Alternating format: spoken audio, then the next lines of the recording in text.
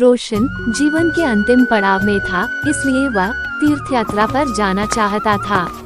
उसने अपने जीवन भर की कमाई एक जगह एकत्रित कर रखी थी। जब उसके मन में तीर्थ यात्रा पर जाने का ख्याल आया तो उसने उसमें से कुछ अशफिया निकल ली और बाकी बची हुई 1000 अशफिया एक थैली में भर ली और अपने मित्र दीनानाथ को देते हुए बोला, अरे भाई दीनानाथ, यह मेरे जीवन भर की कमाई है। अब मैं तीर्थ यात्रा पर जा रहा हूँ। अगर मैं 1 साल के अंदर नहीं आ पाया तो तुम इन्हें किसी नेक काम में खर्च कर लेना। 1 साल तक ये अशरफिया तुम्हारे पास मेरी एक अमानत है।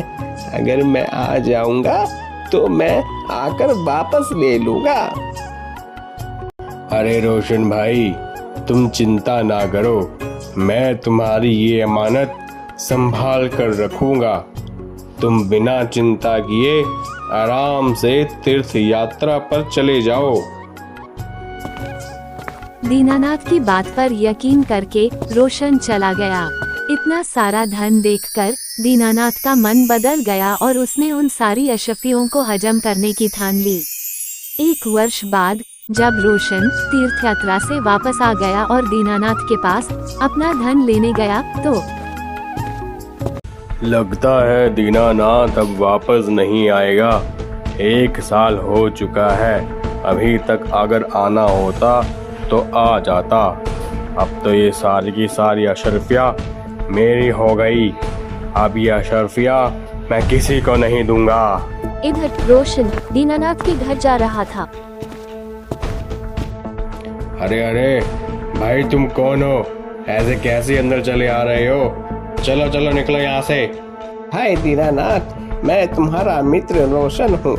आज से 1 साल पहले मैंने तुम्हें 1000 अशरफिया दी थी और कहा था कि अगर मैं 1 साल बाद वापस नहीं लौटा तो तुम इनको किसी नेक काम में लगा देना। लेकिन भगवान की दया से मैं अपनी तीर्थ यात्रा पूरी करके वापस आ गया हूँ और अब मैं अपनी 1000 अशरफिया वापस लेने आया हूँ। नहीं नहीं, मैं किसी रोशन वोशन को नहीं जानता और तुम तो वैसे भी एक भिखारी लग रहे हो। चलो चलो भागो यहाँ से। दीनानाथ ने धन देना तो दूर रोशन को पहचानने से भी इनकार कर दिया और उसे बेइज्जत करके घर से भगा दिया। बेचारा गरीब रोशन अपने दोस्त की इस हरकत पर यकीन ही नहीं कर पा रहा था। लेकिन रोशन ने भी हार नहीं मानी और अपना धन दीनानाथ से लेने के लिए उसने बादशाह अकबर के दरबार में न्याय के लिए गुहार लगाई।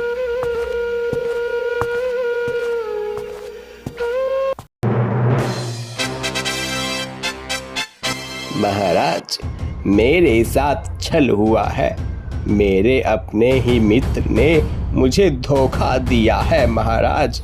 मैंने 1 साल पहले 1000 अशरफिया अपने मित्र को अमानत के तौर पर दी थी, लेकिन अब उसके मन में लालच आ गया है। वह मुझे पहचानने से भी इनकार कर रहा है महाराज। मेरी आपसे विनती है कि मुझे मेरी 1000 अशरफिया दिलाने में मदद कीजिए महाराज। मदद कीजिए महाराज। सिपाही, जाओ उस दीनानाथ को लेकर आओ।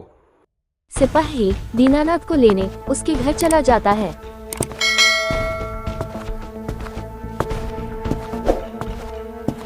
चलो दीनानाथ, बहुत सो लिए, अब नींद से जागने का समय आ गया है।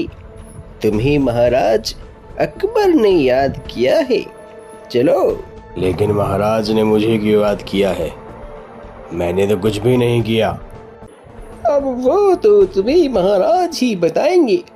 चलो। दीनानाथ को महाराज के दरबार में लाया गया, लेकिन दीनानाथ अभी भी रोशन को पहचानने से इनकार कर रहा था। रोशन के पास अपनी बात को साबित करने के लिए न तो कोई गवाह था और न ही कोई सबूत।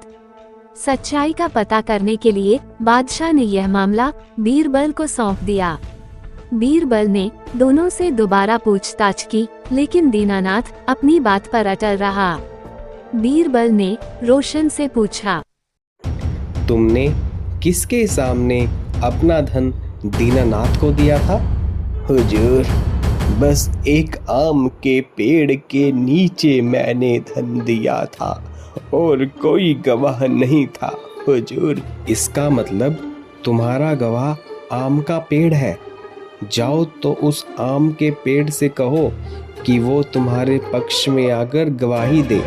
अगर वो ना माने तो उसकी मिन्नतें करना, लेकिन पेड़ की गवाही जरूर लेकर आना, तभी तुम्हारा धन तुम्हें वापस मिल सकता है। बेचारा रोशन बड़बड़ाता हुआ चला गया। पेड़ भी भला कोई गवाही दे सकता है। दीनानाथ और बीरबल महल में ही रोशन का इंतजार करने लगे।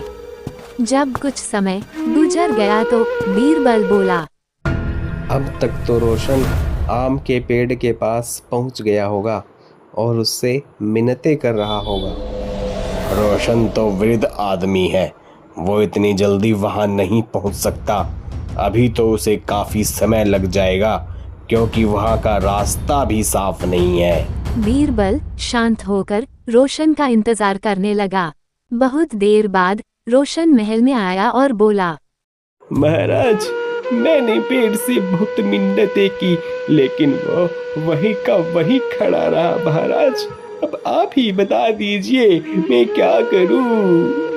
बीरबल ने रोशन को आश्वासन देते हुए कहा, तुम चिंता मत करो, पेड़ तुम्हारे पक्ष में गवाही देकर चला गया है। दीनानाथ ने आश्चर्यचकित होकर पूछा, पेड़ कब आया? मैं तो कब से यहीं खड़ा हुआ हूँ। बीरबल बोले, दीनानाथ, जब मैंने तुमसे पूछा था कि रोशन उस पेड़ के पास पहुंच गया होगा, तो तुमने तुरंत इनकार कर दिया। इसका मतलब कि तुम उस जगह के बारे में अच्छी तरह जानते थे, लेकिन तुम झूठ बोल रहे थे। अब तुम सीधे सीधे अशरफियों के बारे में बताते हो या मैं अपने तरीके से पूछूं? बेचारे दीनानाथ ने डर के मारे सब कबूल कर लिया। उसने रोशन से माफी मांगकर उसका सारा धन वापस दे दिया। मुझे माफ कर दो रोशन भाई, मैं लालच में आकर अंधा हो गया था। मैंने ये भी नहीं सोचा कि मैं अपने कितने खास मित्र को धोखा दे रहा हूँ। उन अशरफियों के लालच ने मेरी आंखों पर पट्टी बांध दी थी। रोशन भाई, मुझे माफ कर दो, मैं अभी तुम्हारी सारी अशरफियाँ वापस दे देता हूँ। इस तरह बीरबल की चतुराई ने रोशन को इंसाफ दिलाया। ऐसी ही मजेदार कहानियों के लिए सब्सक्राइब कीजिए हमारे चैनल को, साथ में बेल आइकॉन का बटन जरूर दबाएं ताकि आपके पास सबसे पहले हमारी वीडियो पहुंच सके। धन्यवाद।